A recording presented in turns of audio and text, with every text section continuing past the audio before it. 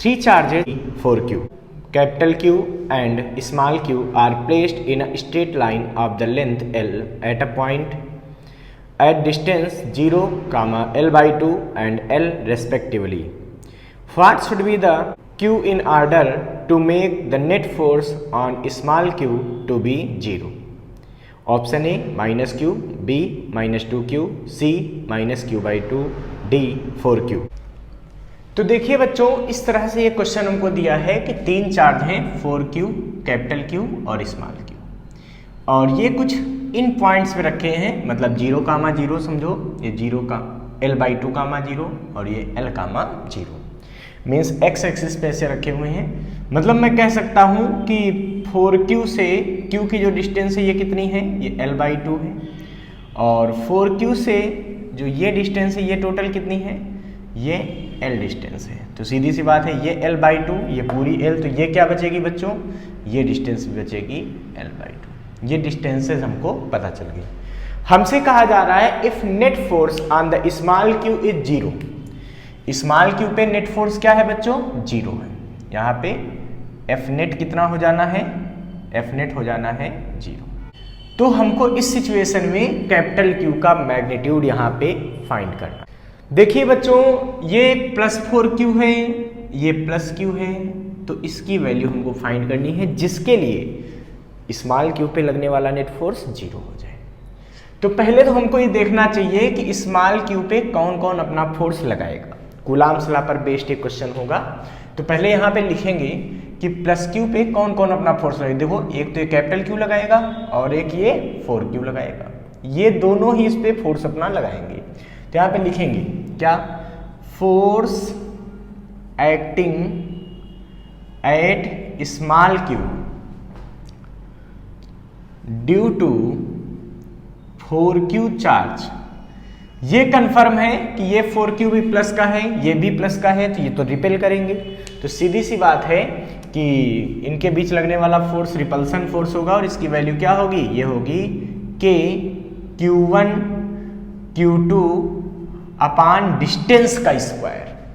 तो q1 q2 अपान distance का square. Distance कितनी है बच्चों, यहाँ पे देखिए L, तो अपान में L square.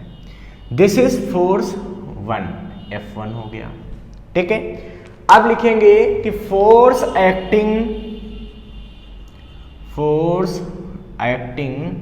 Eight Q due to capital Q charge.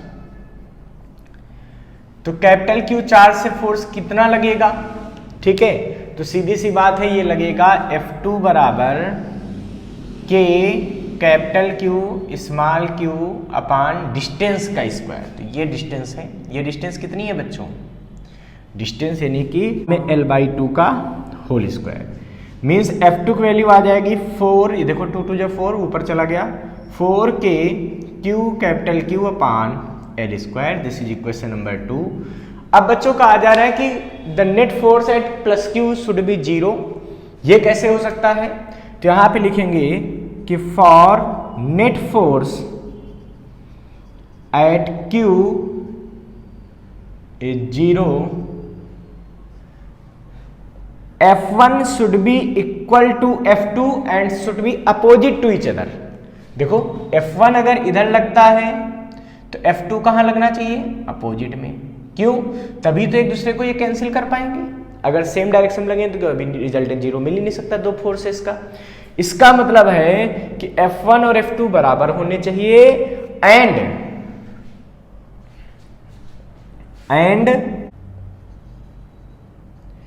Of Q should be negative. और जो Q की वैल्यू है वो कैसी होनी चाहिए, निगेटिव। क्यों, क्योंकि अगर ये माइनस होगा, ये प्लस होगा, तब तो ये F2 इधर लगाएगा। देखो, F2 इनके बीच लगने वाला फोर्स है, लेकिन ये अपोजिट में कब लगेगा F1 के, जब ये निगेटिव हो जाए, क्योंकि ये तो प्लस प्लस था, रिपेल कर रहा था पक्का। तो ये माइनस होगा, तभी तो इसको क्या करेगा, अट्रैक्ट करेगा। इसका मतलब इस सिचुएशन में Q की वैल्यू जो भी आएगी वो निगेटिव आएगी, और F1 बराबर F2 कर लो। तो जब ऐसा करोगे बच्चों, क्या मिलेगा आपको, F1 बराबर F2 होना चाहिए, तो पहले इसको सॉल्व कर लो, और जो वैल्यू आएगी उसको निगेटिव कर लेंगे अभी हम।